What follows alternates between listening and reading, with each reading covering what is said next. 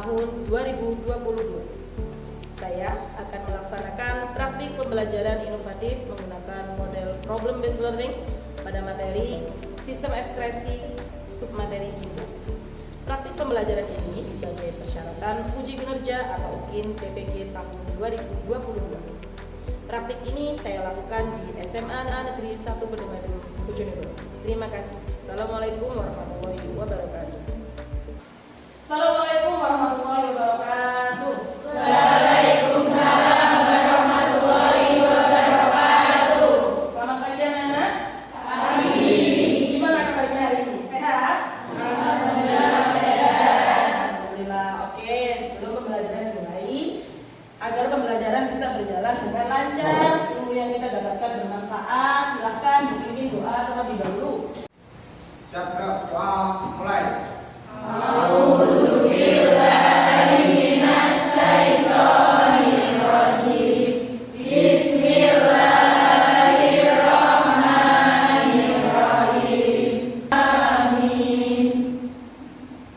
Alhamdulillahirrabbilalamin. Mudah-mudahan apa yang akan kita pelajari hari ini bermanfaat. Oke anak-anak, kita akan mengecek kehadiran kalian dulu. Ada yang tidak masuk? Oke, nihil ya. Oke, Bu Ita akan memperlihatkan sesuatu anak-anak. Nah, ini ada sebuah gambar. Silakan diperhatikan, diamati. Gambar apakah ini? Ada yang mau berpendapat ini gambar apa? Transfusi darah. Ada yang lain? Pencucian darah. Pencucian darah. Pencucian darah atau biasa dikenal istilah cuci darah. Ini adalah proses hemodialisis atau cuci darah. Gambaran singkat proses cuci darah itu seperti apa? Gimana? Darahnya dicuci karena apa? Harapannya setelah dicuci bersih gitu anak ya. Membuang kotoran yang tidak berguna gitu dalam tubuh. Iya, benar sekali. Kira-kira orang yang seperti apa yang harus melakukan proses cuci darah? Orang yang punya penyakit ginjal. Orang yang punya penyakit ginjal, betul sekali. Jadi kalau kita lihat dari gambar ini berarti ada pasien yang dia sedang mengalami penyakit ginjal. Kaitannya kalau di tubuh kita berarti organ ginjalnya tidak bekerja atau berfungsi dengan baik. Sesuai yang akan kita pelajari hari ini anak-anak, kita akan mempelajari tentang sistem ekskresi. Jadi kita belajar sistem ekskresi ini bercerita tentang ada zat-zat yang tidak diperlukan tubuh yang harus dibuang. Salah satu organ ekskresi dalam tubuh yang berfungsi untuk membuang zat sisa adalah ginjal. Seperti torso yang ada di sini anak-anak, ini adalah torso ginjal. Jadi hari ini kita akan belajar tentang ginjal. Apa tujuan pembelajaran hari ini? Yang pertama, peserta didik mampu menunjukkan sikap kerjasama. Jadi kalian akan dinilai, diamati sikapnya dalam bekerja sama. Tujuan yang lain, pengetahuan peserta didik dapat mendeteksi minimal 2 struktur fungsi jaringan penyusun organ ginjal. Yang selanjutnya peserta didik dapat membandingkan minimal salah satu karakteristik urin orang normal dan urin orang yang sedang mengalami sakit. Yang terakhir, peserta didik dapat mengkaitkan hubungan antara gangguan fungsi ginjal dan struktur jaringan penyusun ginjal. Anak-anak, untuk tujuan pengetahuan ini semuanya kalian lakukan dengan mengamati gambar dan studi literatur. Mengapa demikian? Karena di sekolah kita meskipun ada mikroskop dan kita bisa belajar tentang anatomi secara langsung, tapi belum ada preparat. Jadi nanti preparatnya dalam bentuk gambar. Itu preparatnya dari organ ginjal asli anak dan studi literatur untuk mendapatkan. Tujuan yang terakhir, tujuan keterampilan, kalian dapat menyajikan hasil analisis data dari kajian literatur dan diskusi mengenai pengaruh contoh pola hidup terhadap perubahan fungsi ginjal. Yang kalian akan menyajikannya dalam bentuk presentasi. Jadi nanti kalian akan mengkomunikasikan hasil yang telah kalian ya ditanyakan anak-anak? Tahu ya tujuan yang akan dicapai hari ini? Kira-kira apa sih pentingnya kalau kita belajar ginjal? Penting nggak kira-kira? Atau mungkin, Bu, ini adalah materi wajib kelas 11 gitu? Ada nggak hubungannya dengan kehidupan sehari-hari? Ini kita punya data. Ini adalah prevalensi penyakit tidak menular yang menyebabkan kematian di Indonesia. Bisa kita lihat. Adakah penyakit ginjal di sana? Urutan yang berapa? Yang pertama hipertensi, diabetes, stroke, ginjal, masuk urutan yang nomor 4. Itu ada diagram bakal, maaf. Yang merah tahun 2013, yang hijau 2018. Yang belakang jelas ya? Itu artinya ada kenaikan anak-anak ya. Nah, dari kenaikan itu berarti kita itu memang harus waspada dari dini. Nah, salah satu kewaspadaan kita untuk bisa menjaga kesehatan ginjal kita adalah dengan mempelajari tentang ginjal, materi yang akan kita pelajari hari ini. Jadi kalian harus bersemangat. Sekarang kalian sudah tahu manfaatnya. Siap anak-anak belajar tentang ginjal? Siap. Manfaatnya banyak sekali. Ini adalah gambaran langkah apa saja yang akan kalian lakukan selama pembelajaran ini. Yang pertama, kalian akan mengamati fenomena pada media massa online. Jadi nanti kita menyajikan informasi, ada headline dari media online. Yang kedua, kalian harus mampu merumuskan masalah tadi. Jadi dari tujuan tadi yang akan kalian lakukan, mengamati fenomena, kemudian merumuskan masalah. Yang ketiga, melakukan penyelidikan bersama teman kelompok. Yang keempat, menganalisis hasil penyelidikan. Dan yang terakhir, presentasi. Seperti itu. Ini adalah garis besar pembelajaran hari ini. Apa saja yang harus kalian lakukan? Oke, sekarang sebelum mulai pembelajaran, kita ingin kalian mengerjakan pretest untuk menguji pemahaman awal. Sudah nyambung di wifi ruangan ini ya? Alamatnya bit.ly/pretest_ginjal. Link yang panjang juga sudah kita kirim ke grup WA kelas. Silakan. Bisa membuka? Hanya 5 soal, dikerjakan mandiri selama 4 menit.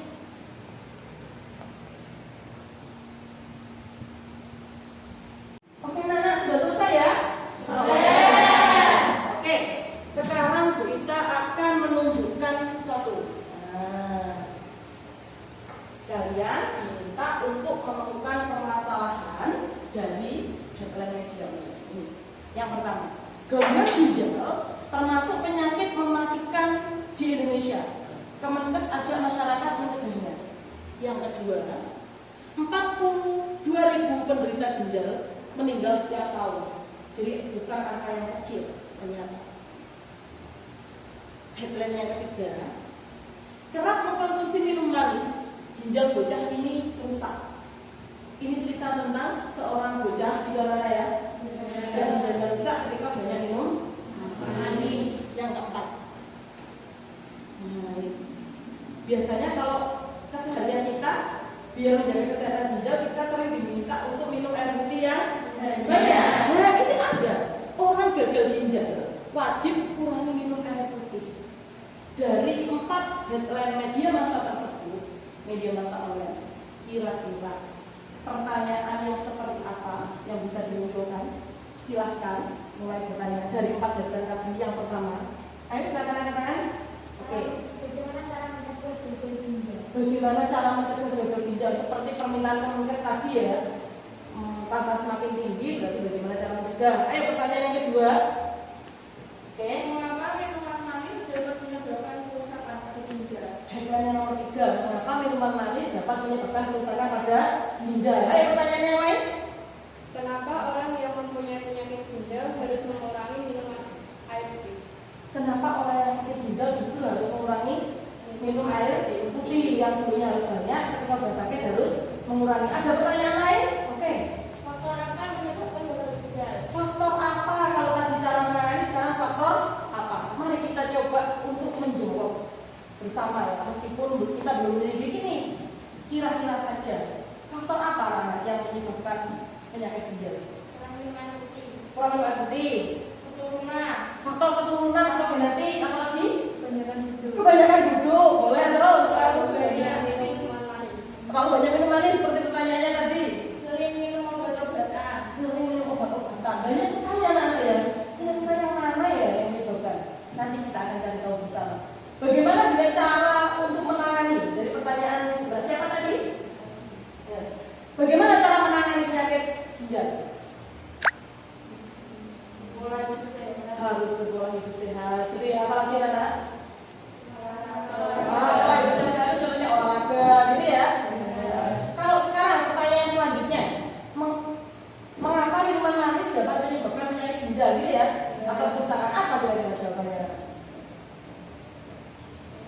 Kenapa minuman manis?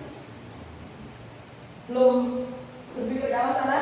Nabi kita mulai tahu. Yang terakhir, pertanyaan terakhir. Mengapa orang yang sakit ginjal justru tidak boleh minum air putih terlalu banyak? Kenapa kira-kira? Kenapa kira-kira? Karena gimana? Karena ginjalnya sudah besar, terlalu berat gitu kerjanya. Oke anak-anak, luar biasa sekali dari headline ini kalian sudah menemukan banyak sekali masalah dan juga bisa menjawab sementara ya. Nah dari banyaknya permasalahan, Bu Wita akan batasi anak-anak hari ini. Permasalahan terpilih yang akan kita pecahkan adalah pertama, bagaimanakah keterkaitan jenis gangguan yang terjadi dengan perubahan struktur. Di awal tadi kan tujuan pembelajarannya tentang struktur anatomi ginjal gitu ya. Terus tadi ada pertanyaan beberapa kelainan kita kaitkan. Yang kedua, bagaimanakah hubungan antara pola hidup termasuk tadi terlalu banyak minum manis. Yang terakhir, bagaimanakah dampak pengaruh jangka panjang gangguan ginjal. Tadi ada yang tanya boleh mencegah gitu. Ini dikaitkan dengan bagaimana kalau sudah gagal ginjal, efek jangka panjangnya. Seperti itu anak-anak.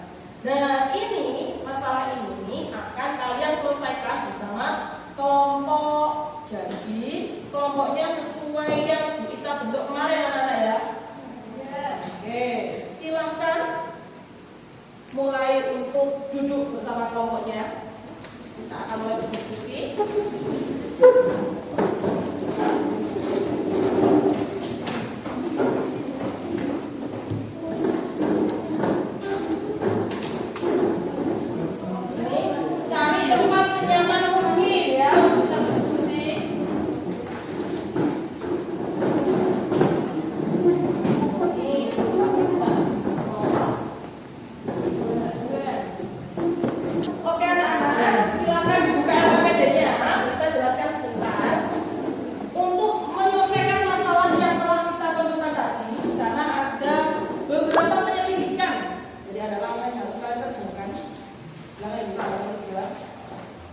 Untuk headline media massa online, tadi kan cuma headline aja ya judulnya. Kalian bisa membaca berita lengkapnya di LKPD dengan menggunakan HP masing-masing. Di sana sudah ada kode yang bisa di-scan menggunakan HP. Sudah punya aplikasinya anak ya? Aplikasi bawaan HP. Jadi kalian untuk membaca ini bisa membaca lengkapnya bisa dengan scan kode. Dilanjutkan dengan yang lain, terus kerjakan 25 menit dimulai dari sekarang. Silakan berbagi tugas agar waktu dan pekerjaan bisa lebih efektif. Silakan bisa dimulai dari sekarang.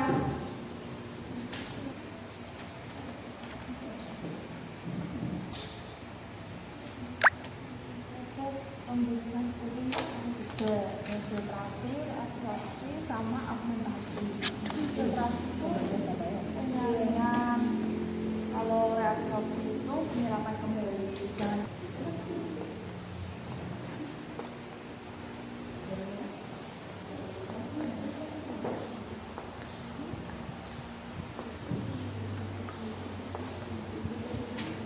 Nah pembedanya itu letak glomerulusnya.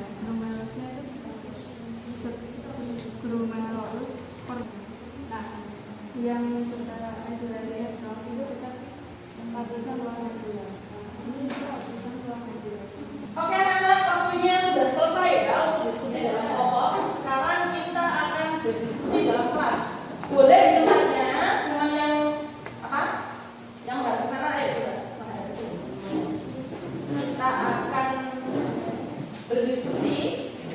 Jadi nanti beberapa dari kalian akan menyampaikan hasil diskusi kelompok kalian. Sudah selesai kan ya? Sudah. Oke, satu silahkan maju ke kegiatan satu anak. Mana nomor satu? Dibaca di situ? Oke, silahkan berdiri. Menarik zat yang akan masuk ke dalam bakteri sekaligus menghasilkan perumahan untuk mengadakan pergerakan. Ukulus kontratus maksimal bisa dan kualitas orbital hubung selaris. Orbital hubung selaris berfungsi untuk memantau organ tubuh dalam menjalankan proses seleksi dan penyerapan. Ini sekarang dibagi menjadi dua, yaitu intramedullary nephron dan vertical nephron. Pembeda dari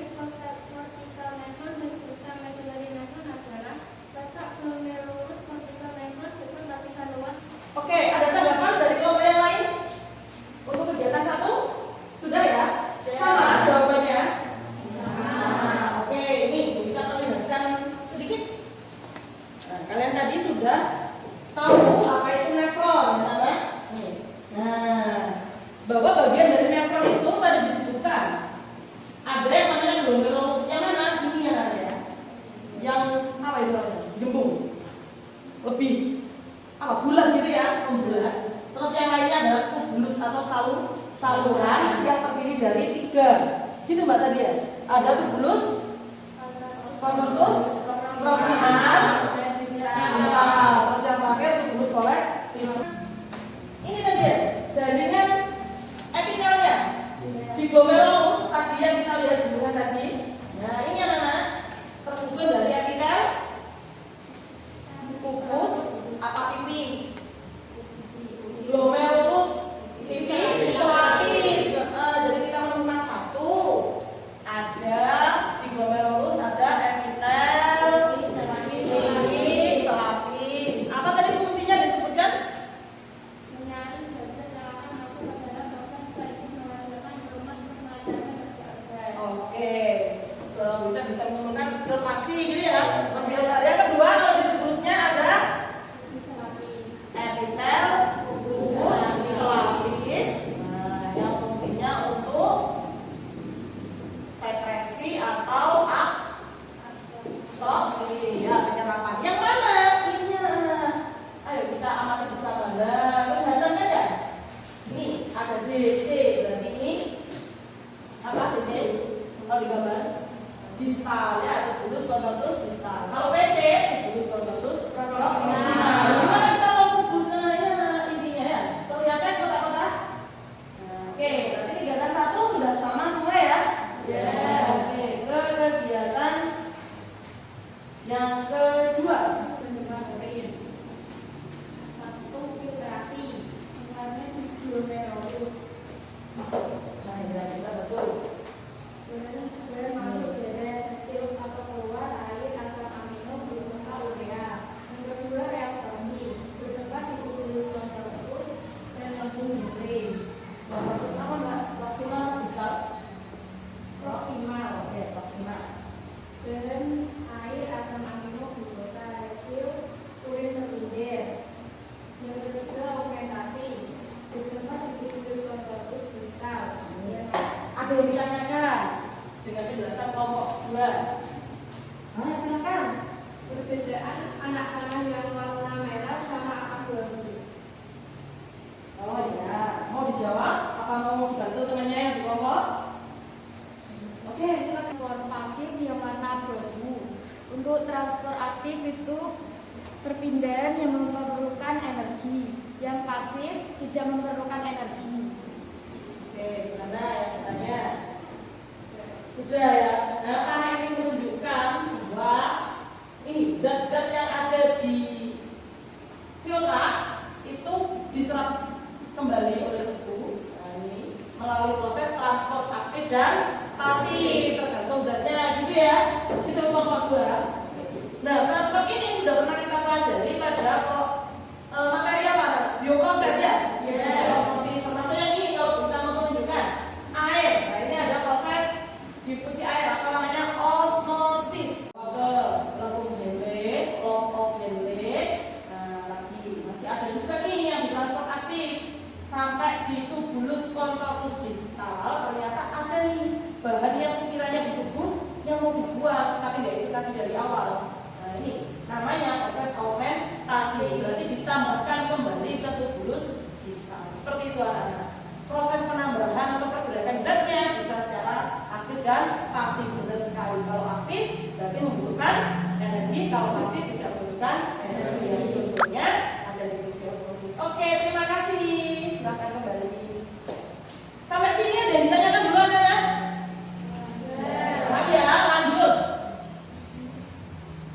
Sebelum lanjut ke kegiatan 3, tadi kan kita sudah bentuk urin, tahu proses pembentukan urin. Terus kemana nih? Nah, kalau ini ada nefron di sini ya. Terus nanti hasilnya urin yang tadi di tubulus, saya ulangi. Nah, di sini di tubulus kolektifus. Di bawah mana? Ke sini anak. Ini yang tengahnya ini. Yang bagian pinggir ya, tengah apa bagian pinggir ini namanya pelvis renalis. Terus kemana urin yang sudah jadi? Nah, ini pelvis renalisnya. Ini, ya. Agak kelihatan. Udah? Ini anak-anak yang pelvis renalis.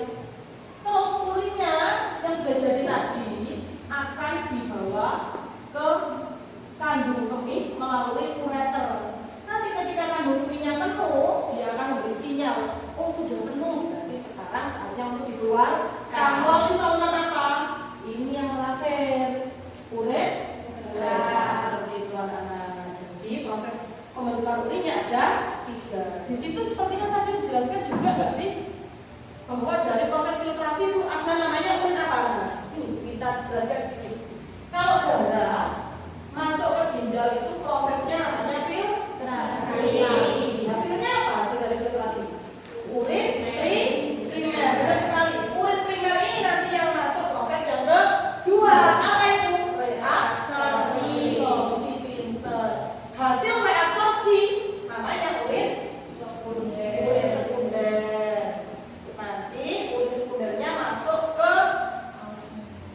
proses aumentasi, jadilah urin sesungguhnya. Tentunya proses-proses ini punya tempat tersendiri yang didukung oleh jaringan penyusunnya. Filtrasi di mana anak?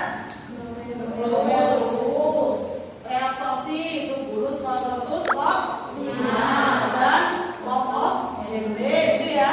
Yang aumentasi berarti di bulus, convolutus, sampai sini paham anak-anak ya? Oke. Nah, ini kegiatan untuk kelompok 3. Silahkan. Kegiatan 3, kita tahu bahwa ini gambar perbandingan ginjal sakit dan ginjal sehat. Yang ini ginjal sakit dan yang ini ginjal sehat. Perbandingan ginjal sehat dan ginjal sakit yaitu ginjal sehat tidak mengandung albumin di dalam urin, sedangkan ginjal sakit mengandung albumin pada urin. Ini adalah albumin, yang merah darah, yang biru filter. Perbandingan ginjal sehat dan ginjal sakit. Di sini ada albumin pada urin, di sini tidak terdapat albumin pada urin. Sedangkan penyakit gagal ginjal dibagi beberapa tahap dari stage 1 sampai stage 5. Tuh, berapa tahap berarti? Apa ya? Stadium gitu ya? Tingkat keparahannya. Ada yang ditanyakan? Oke. Jika seandainya nilai GFR 45% itu masuk yang mana? Untuk nilai GFR 45% itu masuk ke stage 3A, yaitu dengan GFR 45% sampai 59%. Nah, itu anak-anak ya. Jadi ternyata gagal ginjal itu ada stadiumnya. Stadium itu cerita tentang tingkat keparahan yang diindikasikan dengan adanya GFR, gitu ya. Yang paling parah itu hasilnya ditemukan albumin, protein albumin dalam urin. Ada yang ditanyakan lagi? Sudah? Sudah sepakat? Oke, terima kasih. Bagus sekali penyampaiannya. Nah, ini anak-anak. Kira-kira kalau ditemukan albumin dalam urin, kelainannya namanya apa? Penyakitnya namanya apa? Albumin. Pernah baca? Kemana kan? Ya. Orang normal harusnya nggak punya protein albumin dalam urin. Nah ini karena dia mengalami apa? Sesuatu kelainan, albuminnya ikut ke dalam urin, ditemukan namanya albuminuria. Jadi nanti banyak kelainan yang lain tergantung apa indikasinya. Kira-kira kalau albuminuria berarti proses yang tidak berhasil yang mana dari ketiga proses? Kan tadi kita tahu ada proses atau tahapan ini 1, 2, 3 gitu ya. Kalau sampai ada albumin dalam urin yang gagal proses apa? Filtrasi. Pintar sekali. Karena seharusnya setelah melalui filtrasi proteinnya sudah tidak ada, sel darahnya juga tidak ada. Kok sampai ada protein dalam urin berarti ada proses yang gagal filtrasi. Kalau ada darah juga sama, berarti mengalami kelainan ya, ada gagal proses filtrasi. Ada yang ditanyakan sampai sini? Lanjut anak-anak ya ke kegiatan 4. Kegiatan 4 ini menganalisis jurnal ya, jadi ada jurnal penelitian. Silakan mau buka. Oh ya, jurnal penelitian yang menjelaskan tingkat resiko. Jadi faktor resiko yang menyebabkan gagal ginjal.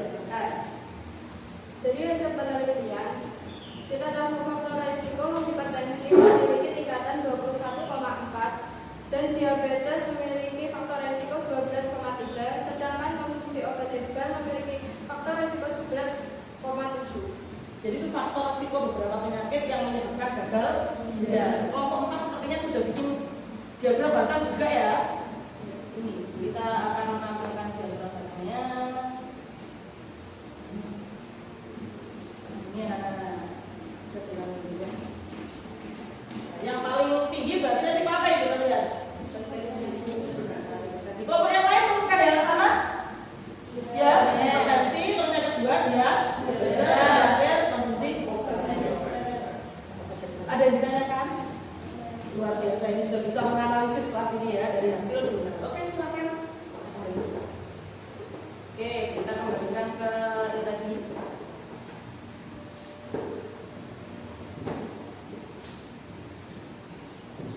Kalian sudah sukses melakukan penyelidikan anak-anak. Sekarang saatnya kita berdiskusi untuk masalah yang kita temukan di awal. Yang pertama, bagaimanakah keterkaitan antara diabetes mellitus dengan mekanisme fisiologi yang memicu kejadian gagal ginjal? Siapa yang mau menjawab? Oke, silakan.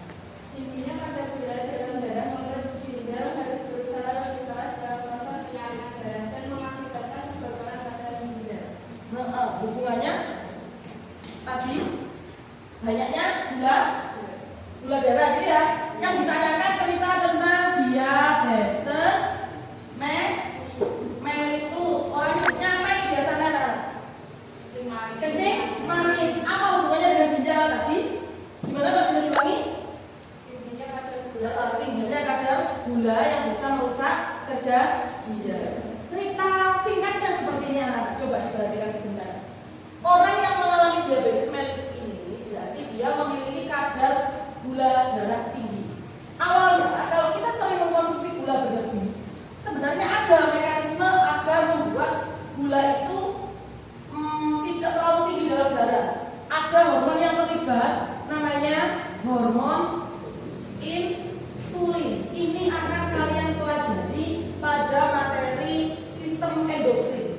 Jadi kalau kita terlalu banyak makan manis yang mengandung gula, nah ini harusnya si hormon insulin akan mengubahnya untuk menjadi glikogen disimpan di otot. Ini normalnya. Bagaimana kalau yang kita konsumsi atau yang orang itu konsumsi gulanya berlebih, terlalu banyak? Bisa nggak insulin mengimbangi? Nggak bisa. Akhirnya apa? Yang terbentuk glikogen mungkin menjadi glikogennya mungkin sedikit, yang ini tetap ada di darah. Sedangkan kita tahu darah nantinya akan difilter ke dalam ginjal. Dianalogikan seperti ini anak. Darah tadi kondisinya sudah banyak mengandung gula, jadi ya.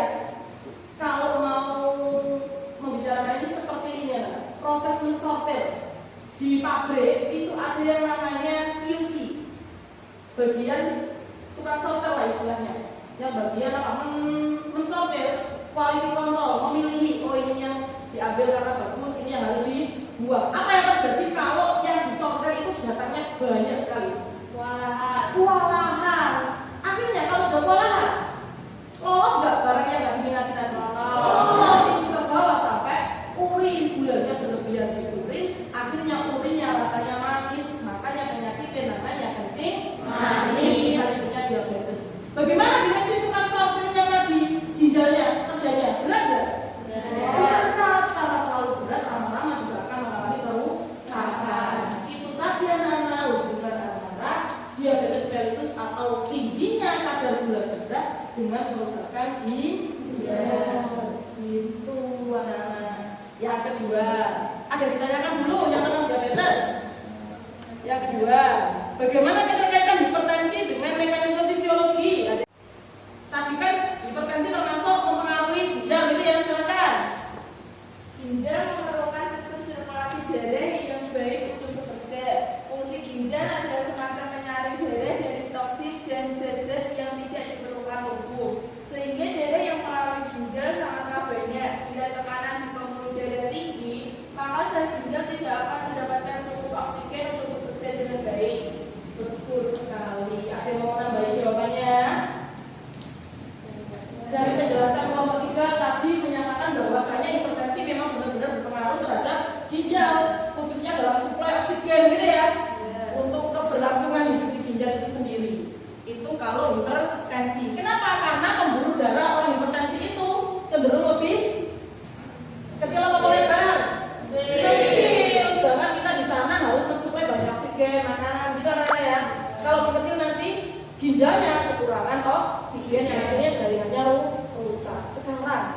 Dari analisis nomor 4 kita ingin ngasih tambahan ke kalian. Pernah nggak dengar istilah ini? Kalau orang hipertensi itu Bu, nggak boleh makan asin. Pernah? Kira-kira kenapa? Nanti ada hubungannya kok dengan yang 4 itu. Kenapa kok orang hipertensi nggak boleh makan asin? Karena nanti kalau terlalu banyak garam, ada proses filtrasinya bisa Akhirnya jadi pipisnya asin. Iya. Apa gimana? jadi terlalu banyak garam urin. Garam dalam urin. Kalau itu berarti cerita tentang seperti diabetes ya. Gula ditemukan dalam urin. Ayo ada yang mau menambahi jawabannya? Kita jelaskan. Ini ada hubungannya dengan ginjal anak. Materi ini. Nah, kenapa kok orang hipertensi itu tidak boleh makan banyak garam? Ini proses pengendalinya itu ginjal termasuk yang berperan. Jadi kalau dalam kita nih terlalu banyak makan natrium klorida atau katakanlah garam gitu anak ya, dia kan ada darah masuk ke proses pembentukan urin gitu ya. Nah, ketika dalam filtrat tubulus ditemukan banyak garam, ada sel-sel yang bagian ibaratnya apa ya, mengontrol keberadaan itu, dikontrol, akhirnya dia kasih sinyal ke sel yang lainnya. Sel apa itu? Ada yang namanya di ginjal itu namanya macula densa. Macula densa, tulisannya gini, macula densa. Sel ini yang tugasnya merespon keberadaan garam. Oh, di filtrat itu terlalu tinggi natrium klorida, sehingga sel ini akan ngasih tahu ke sel lainnya, namanya GJ. Lu kok GJ? Jeger. Kalau GJ nggak jelas ya. Nah, sel GJ inilah nanti yang mengeluarkan renin. Renin ini nanti akan memicu proses pembentukan angiotensin 1 ke angiotensin 2. Ini loh anak-anak yang nanti bisa menyebabkan penyempitan pembuluh darah. Jadi nih, kebanyakan makan garam, hubungan yang panjang ini nanti menyebabkan penyempitan pembuluh darah. Kalau pembuluh darahnya sempit, otomatis tekanan darahnya jadi tinggi apa rendah? Tinggi. Itu alasan kenapa orang yang hipertensi tidak boleh makan banyak garam. Itu juga sebaliknya. Ternyata orang yang hipertensi terus-menerus juga bisa menyebabkan ginjalnya rusak karena kerja terlalu berlebihan. Sampai sini ada yang ditanyakan? Oke. Sudah sampai di penghujung pembelajaran, sudah banyak sekali yang kalian dapatkan. Sekarang kita ingin kalian menyimpulkan apa saja yang sudah kalian dapatkan hari ini. Silakan, bisa dimulai dari nomor 1 atau nomor 2 dulu, atau siapa yang mau duluan? Oke. Pembentukan urin dibagi ada filtrasi, reabsorpsi, sama fermentasi. Betul sekali, yang sudah kita peroleh hari ini proses pembentukan urin ada 3: filtrasi, reabsorpsi, fermentasi. Oke, kesimpulan yang kedua. Epitel bersusun nephron. Kedua yaitu epitel pubis glomerulus, epitel pubis glomerulus. Oke, kita temukan bahwa jaringan epitel penyusun glomerulus, epitel pipih lapis, yang berpulus, epitel pubis lapis. Siap-siap masing-masing. Kesimpulan selanjutnya. Perbedaan ginjal sehat dan ginjal tidak sehat. Ginjal sehat tidak mengandung albumin pada urin, sedangkan ginjal yang sakit mengandung albumin pada urin. Oke, perbandingan urin orang yang gagal ginjal dan orang yang sehat. Oke, kesimpulan yang lain, ayo tambahin. Pengaruh pola hidup terhadap gagal ginjal kronis. Hipertensi yang mempunyai faktor resiko 21,4 dan diabetes 12,3 dan konsumsi obat herbal 11,7. Oke, beberapa pengaruh faktor lain yang bisa menyebabkan kegagalan ginjal. Oke, anak-anak, alhamdulillah kalian sudah bisa menyimpulkan dengan sangat baik. Tepuk tangan untuk kita semuanya. Sekarang kita ingin merefleksi. Senang nggak dengan kegiatan hari ini? Sudah bisa memahami nggak kira-kira? Sudah bisa. Apa manfaatnya dalam kehidupan kita sehari-hari kalau belajar tentang hari ini? Ayo coba, siapa yang mau merefleksi? Mencegah, apa mencegah apa? Mencegah gagal ginjal gitu ya. Tambahin mungkin yang lain. Bisa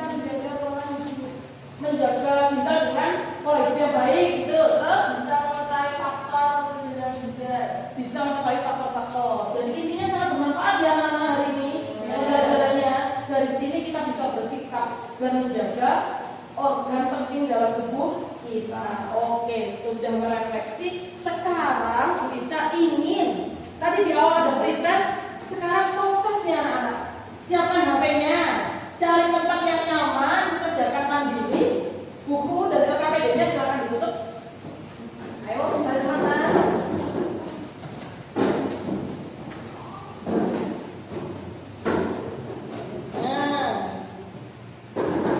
Silahkan diketik link bit.ly/prostes_ginjal.